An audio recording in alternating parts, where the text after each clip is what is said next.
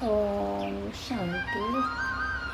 आज मीठे प्यारे बाबा के महावाक्य है 25/8/2026 बाप दादा मधुबन से। मधुर अनमोल महावाक्य है। मीठे बच्चे, हाँ जी बाबा, बाप और वर्षे को याद करने में तुम्हारी कमाई भी है तो तंदुरुस्ती भी है, मन की भी और तन की भी। तुम अमर बन जाते हो। प्रश्न, हृदय को शुद्ध बनाने की सहज युक्तियाँ कौन सी है? उत्तर, कहाँ भी रहो ट्रस्टी होकर रहो। हमेशा समझो हम शिव बाबा के भंडारे से खाते हैं। शिव बाबा के भंडारे का भोजन खाने वालों का हृदय शुद्ध हो जाता है। प्रवृत्ति में रहते अगर श्रीमत प्रमाण डायरेक्शन पर ट्रस्टी बनकर रहते हैं तो वह भी शिव बाबा का ही भंडारा है। तो मन से सरेंडर होना है। अगर आप मन से निश्चय बुद्धि हो गए वह भी तो बाबा के भंडारे से ही खा रहे हो। ओम शांति।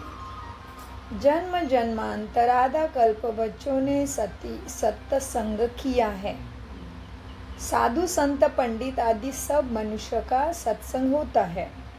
यह कोई मनुष्य का सत्संग नहीं है। कहा अभी कहाँ बैठे हो आप? हाँ, सत्संग कहा। जन्म जन्मांतर आधा कल्प बच्चों ने सत्संग किया, मतलब क्या किया? किया है ये कल इसका आधा जो किया है वो कौन से युग में?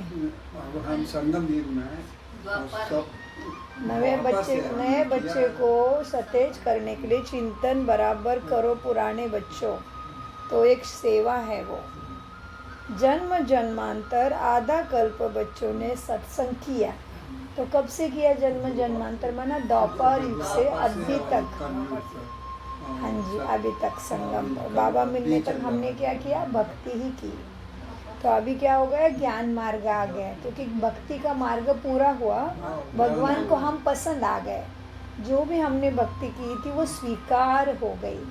और अभी भी जो भक्ति कर रहे हैं उनकी भक्ति अभी तक पूरी नहीं हुई। माना जो भी कर रहे हैं वो अभी तक भगवान ने उनको भक्ति की क्लास में पास नहीं कराया है।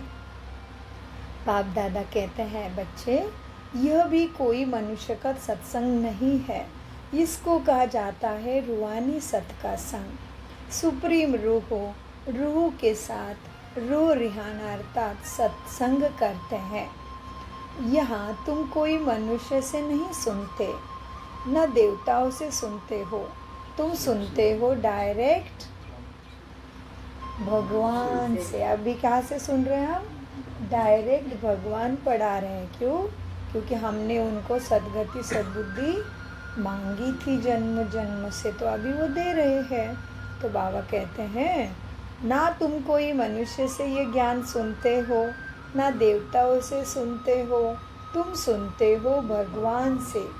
भगवान को हमेशा निराकार कहा जाता है। और भगवान कहते ही है तब जब बच्चों को भगवान भगवती बनाने के लिए पढ़ाना है। भगवान निराकार कौन है? क्यों निराकार है? कौन सा आकार नहीं है? शरीर का आकार नहीं है, आकार है उनके पास, लेकिन ज्योति और बिंदु का सितारे का आकार है। तो इसके लिए हम कैसे पूजा करें सितारे की? इसीलिए बाबा की याद में हमने क्या द्वापर युग से शिवलिंग की पूजा की। नाम दिया बराबर, शिव का लिंग, लिंग माना चिन्ह।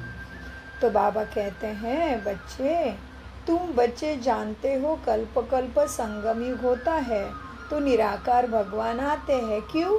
तुम्हें भगवान भगवती बनाने। भगवान भगवती माना क्या हो गए? देवी देवता। इसलिए उनका एक नाम है महादेव और हम सभी बन रहे हैं देवी देवता। तो भगवान एक और देवी देवता कितने? 33 कोटि। तो इसीलिए बाबा कहते मैं आता हूँ तुम्हें पढ़ा के भगवान भगवती बनाने। तो अपनी चेकिंग सदा होती रहे कि मैं आत्मा ने कितने परसेंट गुण को धारण किया है, कितने परसेंट में ज्ञान स्वरूप बन के रहता हूँ और कितने परसेंट मैंने ईश्वरीय शक्तियों से अपना अंदर से श्रृंगार किया है और वो शक्तियाँ और गुण मुझे सिचुएशन में मदद करते हैं तो वो चार्ज हो रहे हैं, नहीं करते हैं तो अभी भी मर चुके हैं, इमर्ज हुए नहीं हैं। तो बाबा कहते तुम सुनते हो भगवान से, भगवान को हमेशा निराकार कहा जाता है।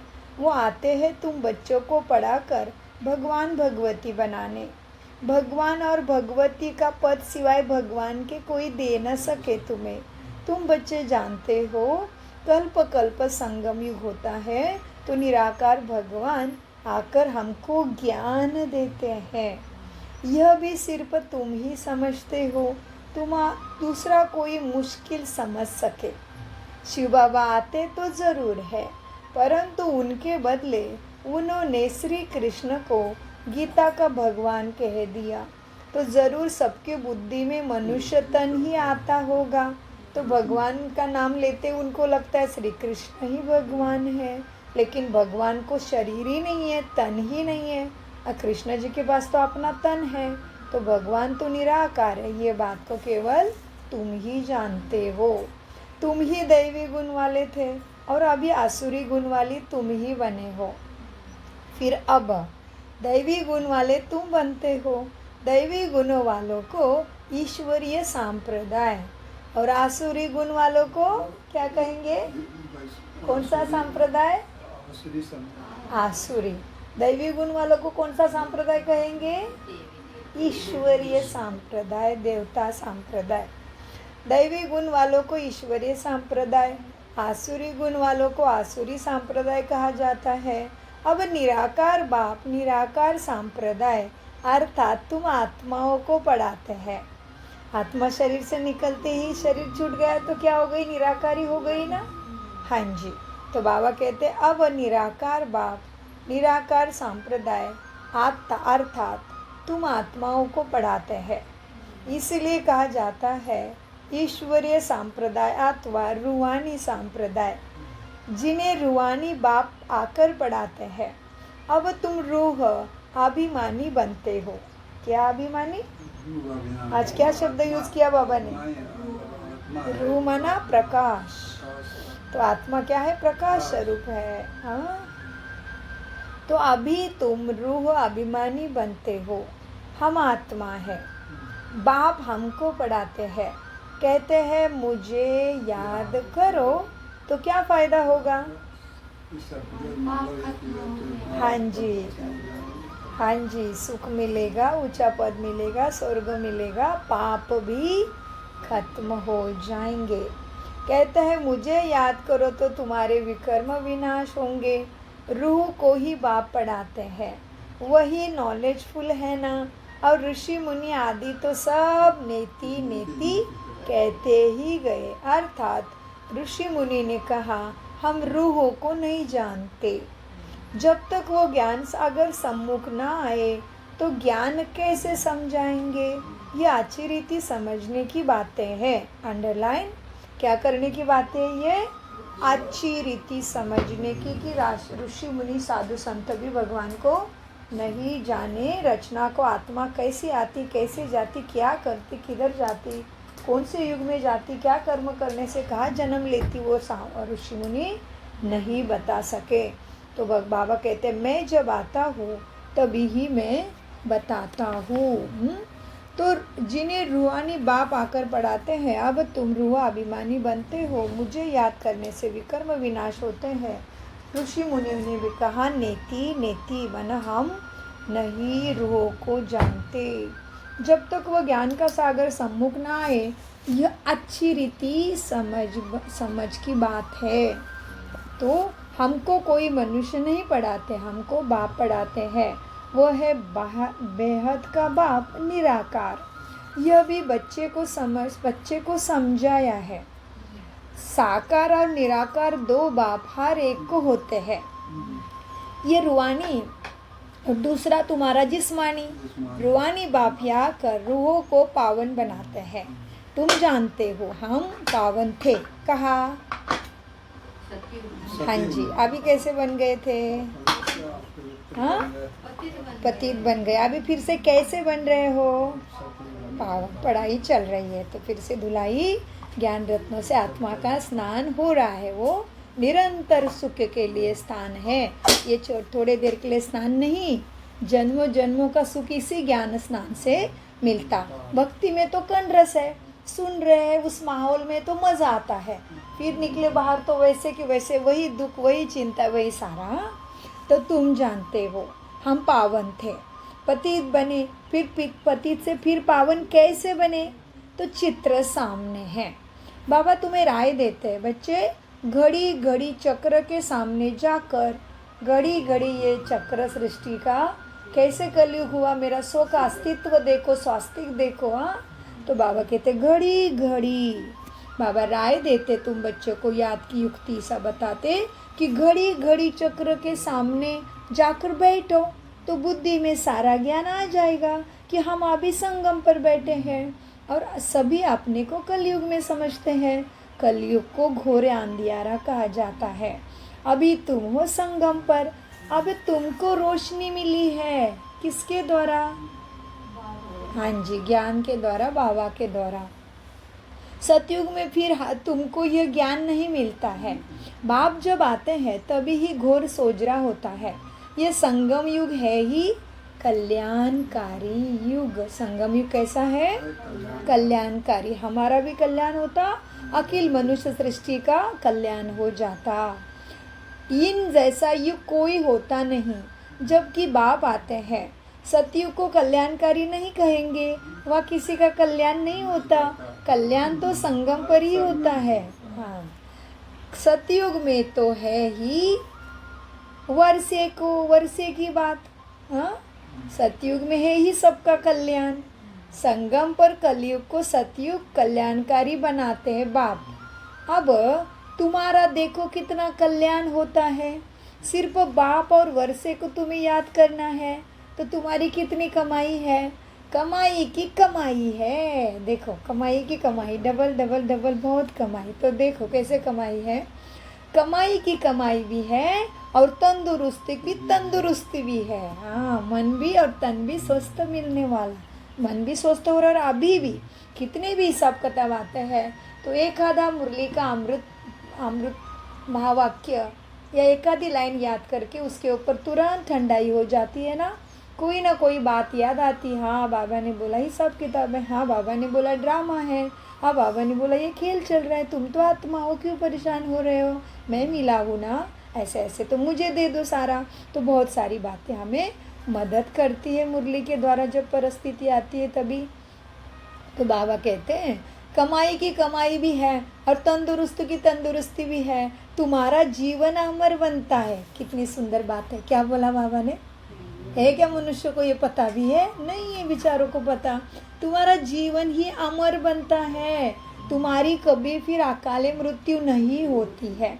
तो बच्चों को कितनी खुशी होनी चाहिए क्योंकि तुम्हारी बुद्धि में सारी नॉलेज है। या तुम बच्चे आते हो तो पुरुषार्थ कर म्यूजियम में चित्रों पर समझाने के लायक तुम्हें बनना चाहिए, माना सेवा के लायक तुम्हें बनना चाहिए। अपने को लायक बनाने के लिए 7-8 रोज बैठकर सीखो। प्रैक्टिस हुई, झट भागा सर्विस पर, सर्विस करके फिर लौट आएंगे। यह सीखना तो बहुत सहज है और सिखाना भी सहज है। चित्रों को सामने देखने से बुद्धि में आ जाता है कि हम ऐसे संगम पर बैठे हैं। आज की दुनिया में बहुत मनुष्य है, कल बहुत थोड़े होंगे। कहाँ? हाँ जी, बहुत अच्छा। कल सतयुग में बहुत थोड़े होंगे। इतने यह कहाँ जाएंगे? परम धाम, शांति धाम जाएंगे। अब बाप स्वयं आए हैं, बच्चों को कितनी इज्जत रखते हैं। दूर देश का रहने वाला आया देश पर आए, तुम्हारे लिए मैं पावनता का सागर, पवित्रता का सागर इस पतित दुनिया में तुम बच्चों के लिए आया है। रावण का देश पराया देश है ना। राम के देश में कभी रावण आ नहीं सके। अभी तुम बच्चों की परवरिश तो बाप के हाथ में है। अंडरलाइन। कितनी बड़ी बात है देखो। भगवान की झूला, भगवान की छत्र छाया हमें मिली, क्यों?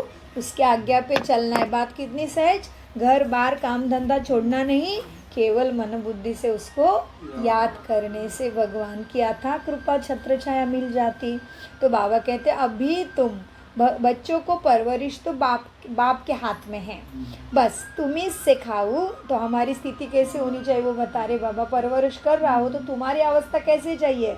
तुम ही संग खाओ, अर्थात तुम्हारे ही भंडारे से खाओ, तुम्हारे ही याद से, तुम्हारा ही हर चीज़ के लिए शुक्रगुजार करते करते ही रहो। हाँ, तुम्हारी सारी परवरिश यहाँ ही होती है, तो सरेंडर हो जाते हो। उनकी परवरिश तो होती ही है ना, लेकिन जो मन से भी समझते हैं कि ये सब कुछ ईश्वर का है, बाप का है, मैं ट्रस्टी हूँ। मैं कौन हूँ? माना। ट्रस्टी हूँ। माना क्या? माना क्या है कि कोई मैं उससे कोई प्यार नहीं।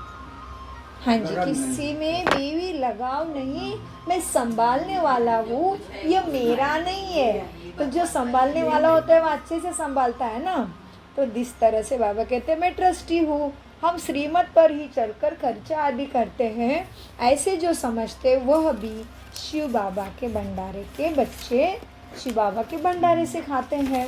शिव बाबा के भंडारे से खाने से हृदय शुद्ध होता है। ऐसे नहीं कि शिव बाबा के भंडारे से नहीं खाते हैं। तुमने कहा भगवान ये सब कुछ तुम्हारा है, तो तुम भंडारे से ही खा रहे हो जहाँ भी हो। बाप के डायरेक्शन पर चलने वाले भी जैसे कि बाप के भंडारे से खाते हैं। जैसे भंडारे से खाया, जिस भंडारे से खाया वो भंडारा भरपूर होता और काल कंटक दूर रहता। उसके बाद तुम कभी भी अकाल मृत्यु को नहीं पाएंगे। इस समय ही शिव बाबा आते हैं। कौन आया है? थोड़ा उनको बोलने दो तो बोलना सीखेंगे। इस समय ही शिव बाबा आते हैं। उनकी महिमा भी गाई हुई है, शिव जयंती भी मनाते हैं, परंतु उनका भंडारा कैसा होता है यह भी कोई नहीं जानते। बाबा भी बरोबर आते हैं ना। बच्चे जो भी आते हैं उनको शिव बाबा के भंडारे से खाना मिलता है। अच्छा, मेल सरेंडर होता है तो ठीक है, अगर वो सरेंडर नहीं होता है तो माताएं क्या करे, क्योंकि कमाई कर पति की है। देखो बच्चे को क्या बोला बाबा ने, अगर पति नहीं ज्ञान में आया है तो क्या करेगी बेचारी माता ही ज्ञान में आया है। तो आगे बताते बाबा, तो हमारा मन भारी हो सकता है ना कि भाई मैं इसके भंडारे से इसका कमाया वो खाती हूँ, मैं तो जाती नहीं, तो मेरे ऊपर कितना बोझ चढ़ेगा, क्योंकि हमें तो उतारना है सारा अभी। हाँ, तो बाबा आगे रास्ता बताते हमें, हमारा दिल हल्का करते हैं, जो सुजाता बहन के दिल में अक्सर चलता था। बाबा कहते हैं बच्चे, अच्छा मेल सरेंडर होता है तो ठीक है, अगर वो नहीं होता है तो माताएं क्या करें, क्योंकि कमाई है पति की, वह तो सरेंडर होता नहीं, वह तो जब आमदनी करे तब स्त्री खाए। हाँ, जोड़ा सरेंडर है तो फिर शिव बाबा के भंडारे से उनकी परवरिश हो सकती है। ये बाप बच्चों को अच्छी रीति समझाते हैं। बच्चे बुद्धि में रखना है, हम बाप के पास बैठे हैं, जब तक कर्मातीत अवस्था हो जाए तब तक पढ़ना है, बाप के पास बैठे हैं, बुद्धि में रखना है।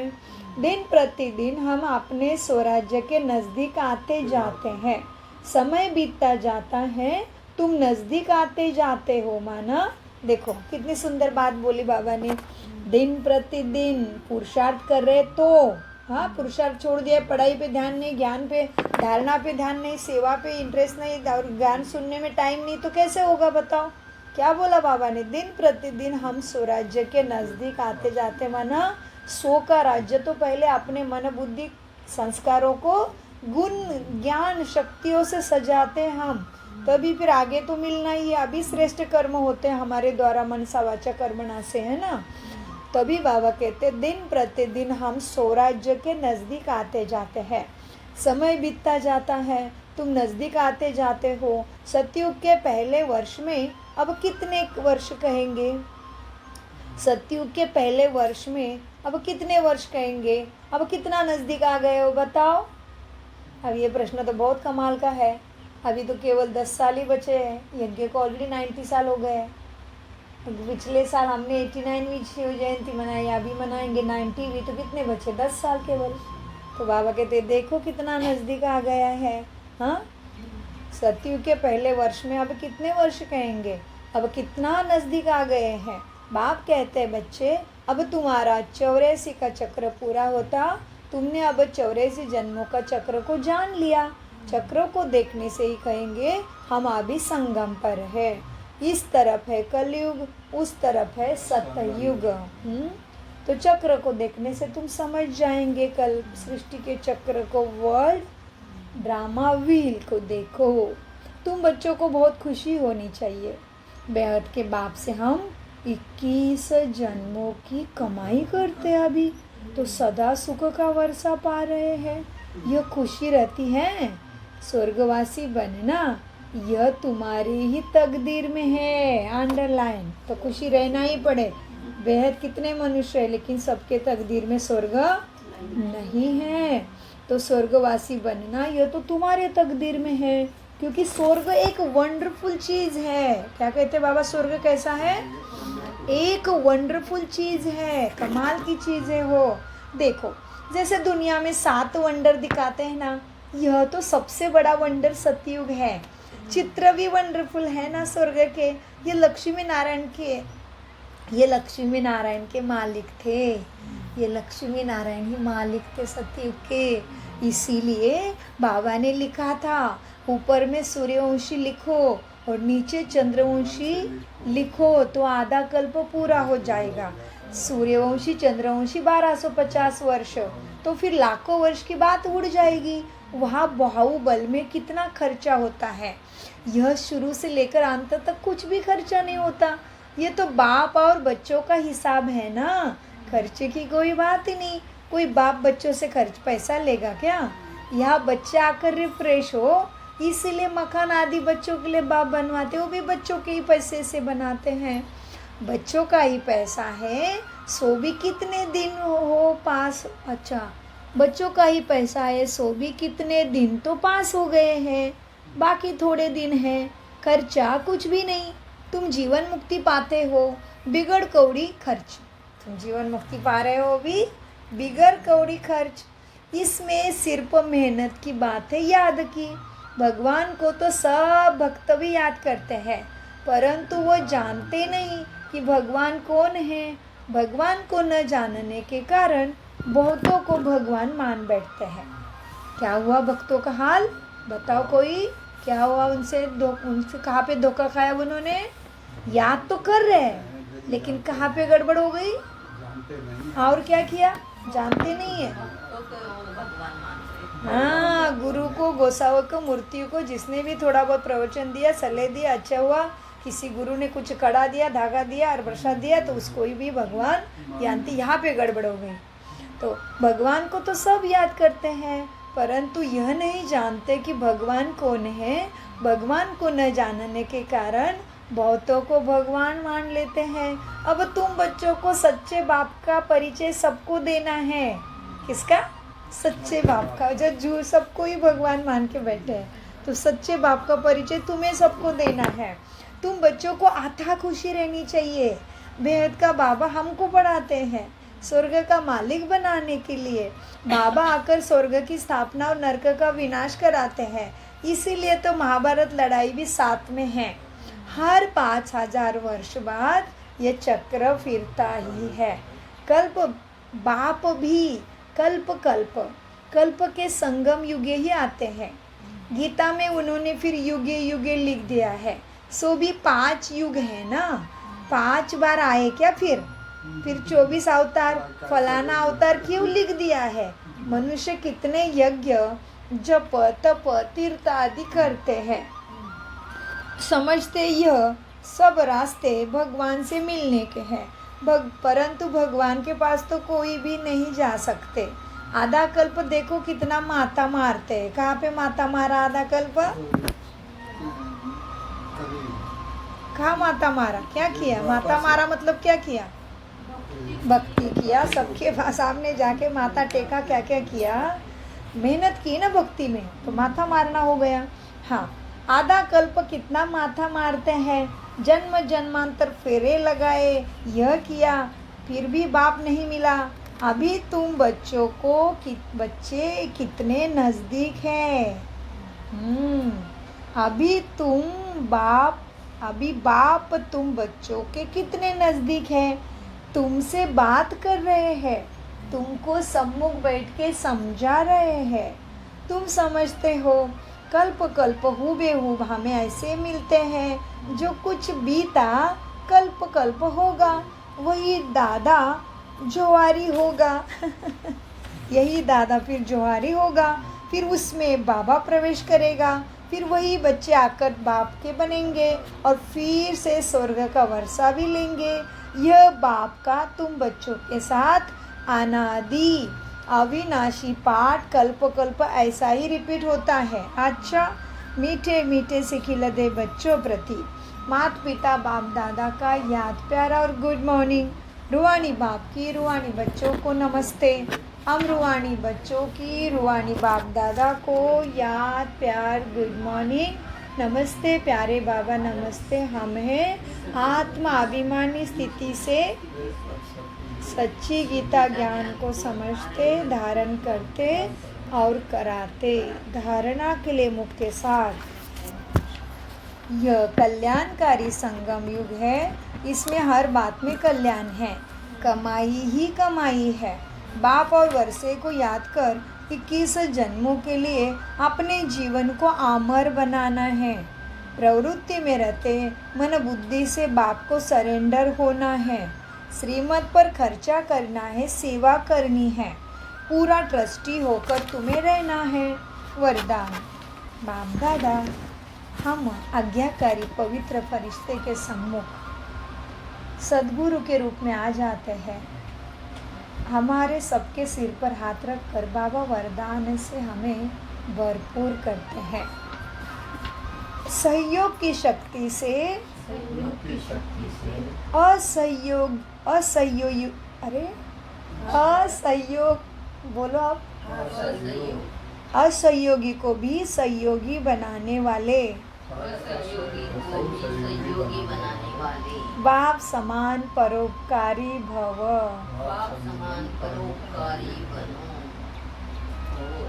वरदान का विस्तार, सहयोगी के साथ सहयोगी बनना यह कोई महावीरता नहीं हुई, लेकिन जैसे बाप अपकारियों पर उपकार करते हैं, ऐसे आप बच्चे भी बाप समान बनो। यह कोई कितना भी असहयोगी बने, आप सब अपने सहयोग की शक्ति से असहयोगी को सहयोगी बना दो। ऐसे नहीं सोचो कि इस कारण से यह आगे नहीं बढ़ता है। कमज़ोर को कमज़ोर समझकर छोड़ नहीं देना, लेकिन उसे बल देकर बलवान बनाओ। इस बात पर अटेंशन दो तो सर्विस के प्लान्स रूपी जौहर पर हीरे जैसे चमक आएगी। सेवा अच्छी होगी। तो इसके लिए बाबा उदाहरण देते, इस बात पर अटेंशन दोगे तो सर्विस के प्लान्स रूपी जौहरों पर हीरे जैसे चमक आएगी, अर्थात सहज प्रत्यक्षता हो जाएगी कि ये परमात्मा के द्वारा स्वर्ग रचयिता के द्वारा देवी देवता बन रहे हैं। ये पता सबको और स्वयं को भी सबको प्रत्यक्ष हो जाएगा। क्रोध स्लोगन, क्रोध का कारण है स्वार्थ व ईर्ष्या। यही चिड़चिड़ीपन की जड़ है। पहले इसी ही समाप्त करो। यह अव्यक्त इशारे अपवित्रता के बीज को भी समाप्त कर संपूर्ण स्वच्छ पवित्र बनो। मेरा बाबा ये क्या हो गया? अपवित्रता के बीज को भी संपूर्ण समाप्त कर स्वच्छ पवित्र बनो। पवित्रता का फाउंडेशन है क्या? हाँ, बाबा कहते हैं पवित्रता का फाउंडेशन है, और फाउंडेशन का ब्रह्मचर्य व्रत धारण करना ये कॉमन बात है। लेकिन अभी आगे बढ़ते हो तो बचपन की स्टेज नहीं है, अभी तो तुम्हारी वानप्रस्थ स्थिति में जाना है। माना बातों में आने का मन ही नहीं करना चाहिए, कारण के बिना बोलना का मन नहीं करना चाहिए, वाणी से परे मौन अंतर्मुखता में रहना, माना अभी तो वानप्रस्थ स्थिति में जाना है। मैं ब्रह्मचारी तो रहता हूँ, पवित्र तो है ही, सिर्फ इसमें खुश नहीं हो जाओ। मूल फाउंडेशन है अपने संकल्प को भी संपूर्ण शुद्ध बनाओ। इसकी ज़रूरत है अभी आगे बढ़ने के लिए। क्या करना पड़े? संकल्प को, मूल फाउंडेशन अपने संकल्पों को शुद्ध बनाओ। और फिर और क्या बनो? ज्ञान स्वरूप भी संकल्पों को बनाओ और शक्ति स्वरूप भी बनाओ, तभी कहेंगे संपूर्ण पवित्र। ओम शांति, ओम शांति, ओम शांति। मीठे प्यारे बाप दादा का अनगिनत पदम गुना शुक्रिया शुक्रिया शुक्रिया। हम बोलो, मीठा बोलो, धीरे बोलो।